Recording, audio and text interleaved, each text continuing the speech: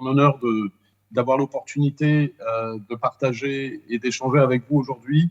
Je tiens à remercier nos partenaires de la CAGE pour cette opportunité et je tenais à m'excuser de ne pas pouvoir être là en présentiel aujourd'hui. L'Algérie est un pays qui me tient particulièrement à cœur pour y avoir beaucoup voyagé entre 2004 et 2008 dans le cadre des services que je fournissais à votre compagnie nationale de génération d'électricité. Et je me souviendrai tout particulièrement de deux endroits qui m'ont marqué lors de mes passages dans vos pays, qui sont Boussarada et Béchar, qui sont d'une beauté exceptionnelle. Donc, je m'excuse à nouveau de ne pas pouvoir être là et j'espère pouvoir revenir très prochainement.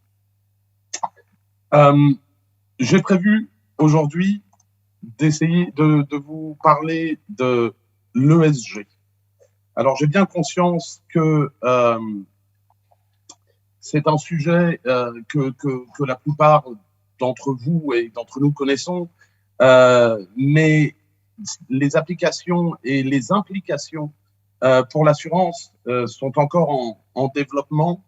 Et ce que je vais essayer de faire aujourd'hui, c'est de vous donner mon point de vue, en tout cas, sur ce que cela va impliquer pour l'assurance et la réassurance, sachant que nous sommes, ces sujets-là évoluent beaucoup en ce moment.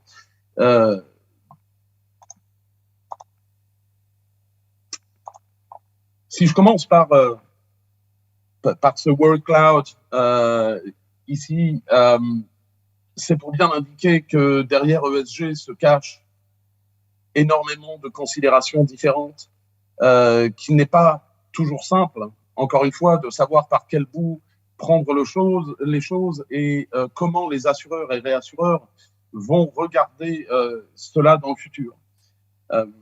Donc, un petit peu quelques événements marquants pour rappeler un petit peu le cheminement de l'ESG. Ça a commencé grosso modo dans les années 60 avec certaines organisations initialement religieuses qui ont conditionné leurs investissements à des règles sociales. On pourrait citer par la suite le développement de systèmes d'assurance comme l'assurance Takaful qui prend en considération, bien entendu, des éléments sociaux pour définir sa politique d'assurance et d'investissement. Ce sont les premiers éléments qui avaient un focus assez fort sur les aspects sociaux et de gouvernance, mais également, bien entendu, d'environnement. En 2004, les Nations Unies publient le premier rapport qui structure un petit peu les considérations ESG et qui s'appelle Who Cares Win. Je vous invite, il est disponible sur Internet, bien entendu, et ça constitue vraiment, pour la plupart des gens, la première structuration de ces différents éléments. En 2015, et on en parle encore, bien entendu, puisque nous sommes maintenant en COP27, la COP21, les accords de Paris sur le changement climatique, à travers lesquels grande quantité de pays s'engagent à respecter, à prendre des engagements, en tout cas, pour limiter le réchauffement climatique à un maximum de 1,5 degré au-delà de ce que c'était pendant l'ère pré-industrielle. Ces engagements continuent de définir et d'orienter les choix et les politiques qui sont définis au jour d'aujourd'hui. En 2019, est créée ce que l'on appelle la Net Zero Asset Owners Alliance sous l'égide de l'ONU, des Nations Unies, pardon, oui, c'est bien ça, et qui définit des règles de gestion des émissions de CO2 pour les gestionnaires les investisseurs, voilà, les banques et également, bien entendu, les assurances, puisque nous investissons également une partie de nos biens. Et en 2021, ce qui va nous intéresser plus en détail aujourd'hui, et créé la Net Zero Insurance Alliance, qui a pour objectif de traduire les accords de Paris dans la mesure et la gestion de l'intensité carbone des contrats d'assurance. Donc on voit une évolution assez forte. On voit que l'ESG a initialement été regardé beaucoup sous l'angle social et gouvernance. Et vous voyez qu'avec le NZAOA et NZIA, un focus beaucoup plus fort est en train d'arriver sur l'aspect environnemental. Nous allons y revenir. ESG, de quoi parle-t-on? Petit rappel peut-être, mais néanmoins utile, sur les aspects environnementaux, donc émissions de CO2, on va y revenir, un élément à l'importance grandissante au vu des accords de Paris, changement climatique, et après tout ce qui est impact sur l'environnement, effectivement, hein, consommation d'eau, pollution, protection de la biodiversité, qui sont des éléments, mesurables, mais qui n'ont pas pris autant d'importance que les émissions de CO2. L'aspect social, qui lui regarde tant les approches sociales en interne à l'entreprise qu'en externe, hein, que ce soit le dialogue social, l'égalité, la diversité, mais également la relation avec les communautés externes, avec les fournisseurs, etc. Et l'aspect, enfin, gouvernance, où là, on parle de droits des actionnaires, de rémunération des dirigeants, de lutte contre la corruption, de transparence, donc vraiment la manière dont est gérée une entreprise. Voilà les trois grands éléments. Comme je l'ai dit au préalable, l'environnement prend un poids plus important de nos jours. Les aspects sociaux et gouvernance étant également potentiellement un petit peu plus durs à évaluer, puisque, notamment en ce qui concerne la gouvernance, chaque culture, si je puis dire, a sa propre vision de ce qui est une bonne gouvernance, et il est difficile de dire ce qui est vraiment mauvais, qu'est-ce qui est meilleur que l'autre.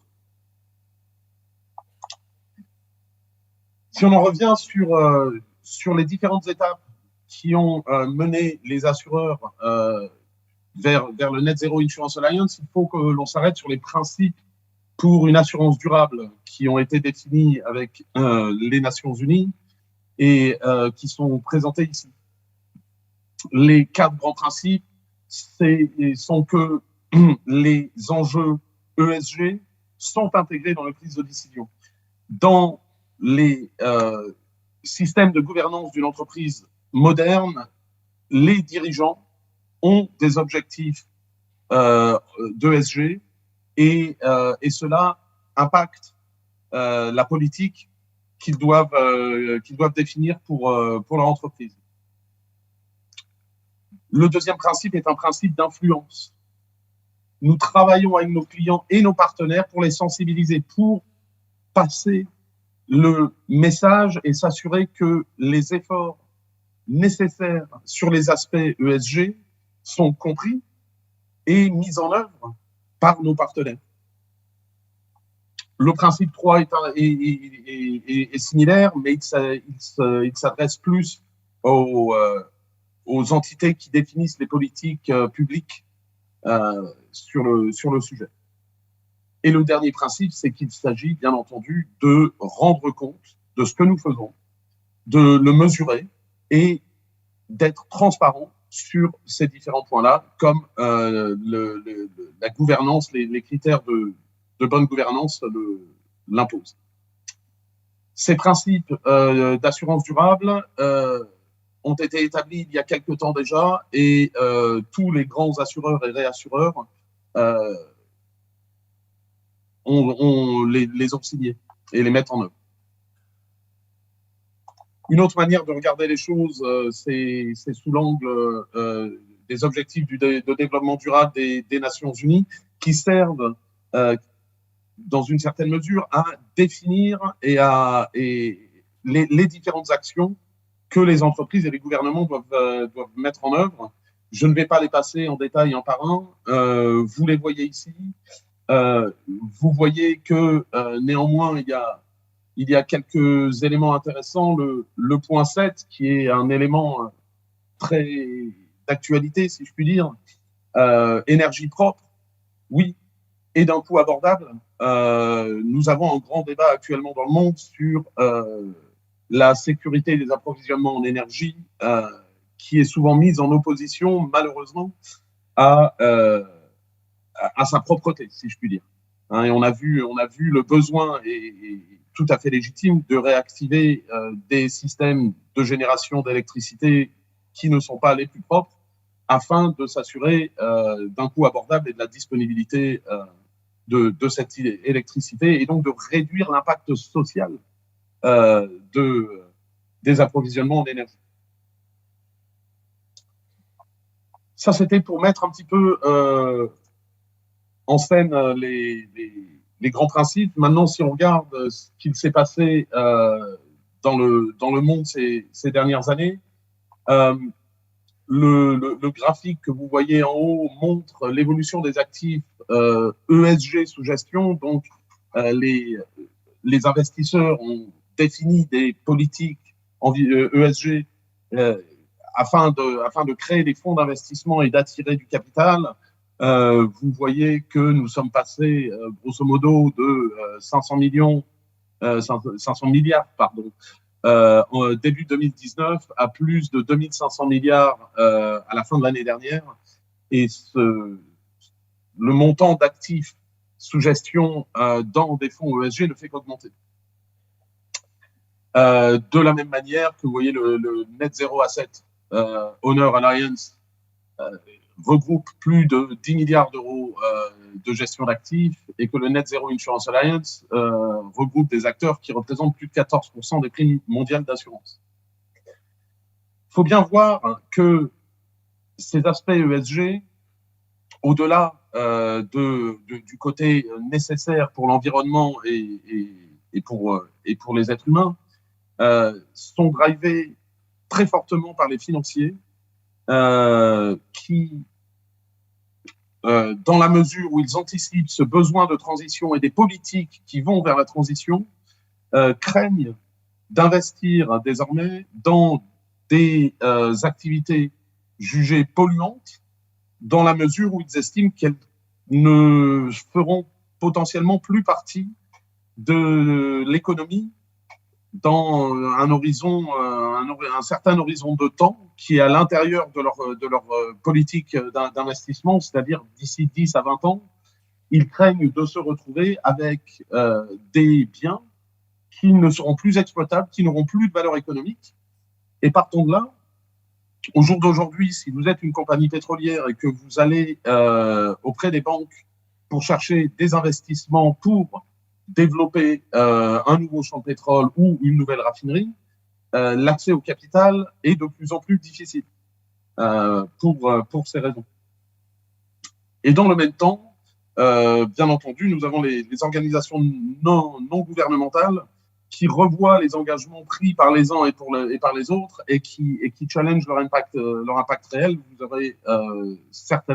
n'aurez certainement pas raté ces démonstrations qui sont faites régulièrement devant certains assureurs, devant les Lloyds, par des activistes qui demandent des engagements plus forts. Maintenant, si nous regardons un petit peu l'application de tout cela à l'assurance, la réassurance, je diviserai un petit peu les approches en deux parties. Les émissions de CO2, vous aurez noté que j'ai inclus CO2 équivalent, on va y revenir, et les questionnaires ESG. Si nous creusons un petit peu sur les émissions de CO2, on va aller sur un petit peu d'histoire sur le Net Zero Insurance Alliance, donc fondé en 2021. Quelques membres fondateurs, aujourd'hui 29 sociétés d'assurance, comme je l'ai dit, transition du portefeuille pour être aligné avec les accords de Paris. Quelques éléments de temps qui sont présentés au bas de cette slide. Mettons de côté tout ce qui est un petit peu derrière nous. Un élément, et nous allons en parler dans la prochaine diapo, aujourd'hui est le jour officiel où il y a bientôt 2 heures ont été présentées au public la méthode d'attribution d'émissions de carbone au contrat d'assurance.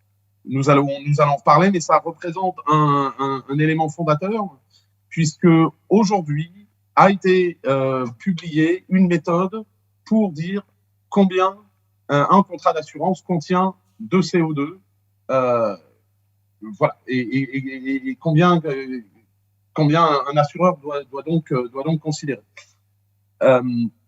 En janvier 2023, va être issu ce qu'on appelle le Target Setting Protocol pour Net Zero Insurance Alliance, qui va donc définir le timing des engagements nécessaires pour les membres de cette alliance.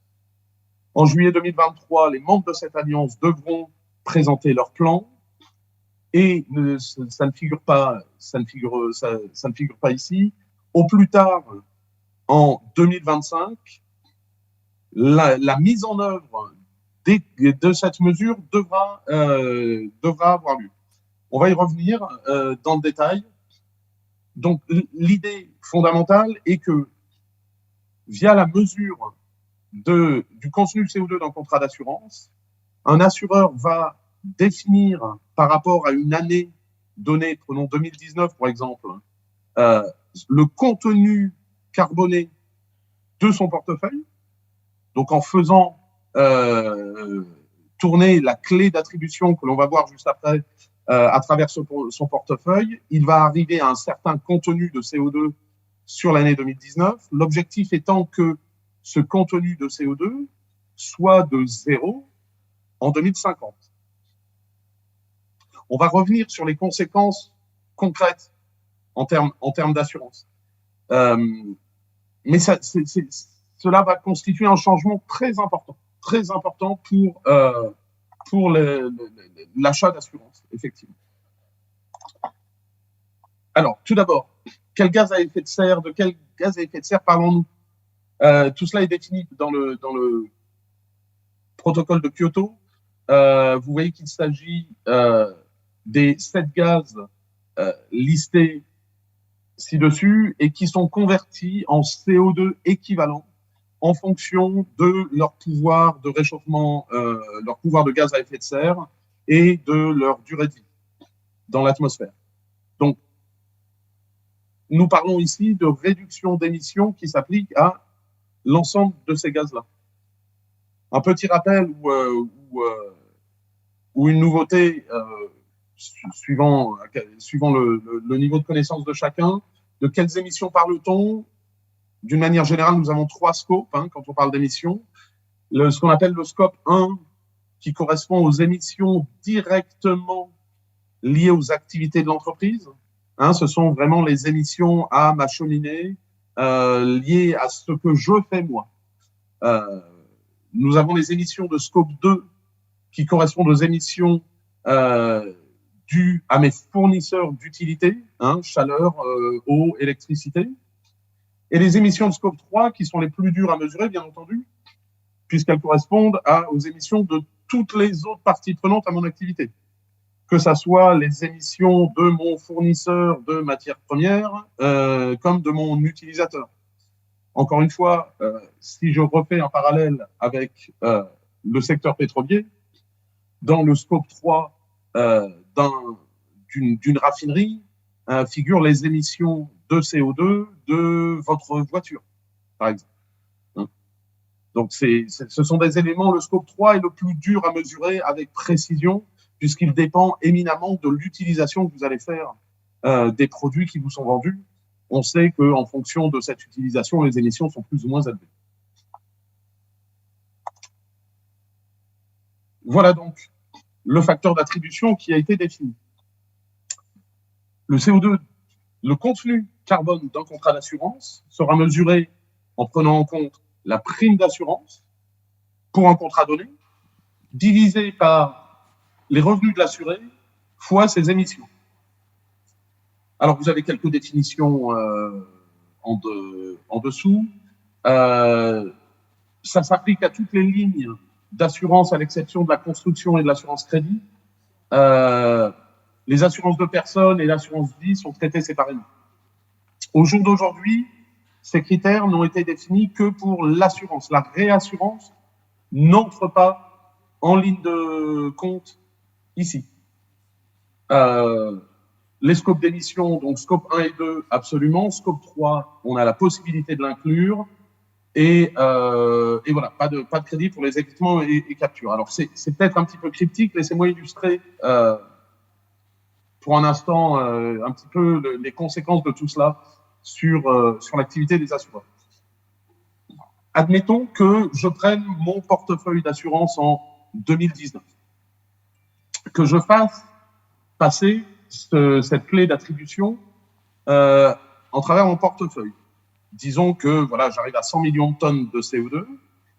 Ce 100 millions de tonnes devra être zéro en 2050, ce qui implique que chaque souscription de contrat va consommer une partie de carbone dans un pot qui a une taille finie et dont la taille va réduire. Les souscripteurs vont devoir utiliser une capacité carbone de la même manière qu'ils utilisent une capacité tremblement de terre au jour d'aujourd'hui. Donc, au moment de la souscription d'un contrat d'assurance, qu'est-ce qui va se passer? Nous allons aller chercher dans des bases de données ou auprès de nos clients les revenus et les émissions. Nous allons estimer le contenu carbone du contrat en fonction de la prime d'assurance et de notre part sur ce contrat. Et ce contenu carbone devra être pris dans un pot, donc dans une capacité carbone qui aura été définie. Si nos clients, les émissions de nos clients ne se réduisent pas suffisamment vite, nous allons avoir une tension sur la disponibilité de la capacité carbone qui, elle, de toute façon, va se réduire au cours du temps. Donc, tout le travail qui est fondamental pour nous au jour d'aujourd'hui est que nos clients aient connaissance et conscience de ces éléments-là et que nous travaillons avec eux pour mieux comprendre la direction que leurs émissions vont prendre.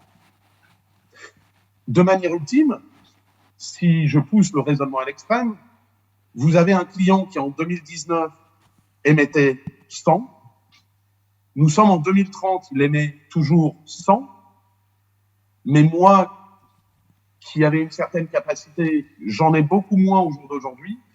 Il est possible que ce client ait un problème pour trouver de l'assurance parce que ses émissions n'auront pas réduit à la même vitesse que la capacité carbone disponible sur le marché. Donc, ceci est assez transformationnel, c'est en train d'être finalisé. Il y a quelques paramètres dans ce que je vous présente ici qui pourraient être ajustés à l'avenir. Ils devraient être, en tout cas, clairement énoncés et figés en janvier de l'année prochaine.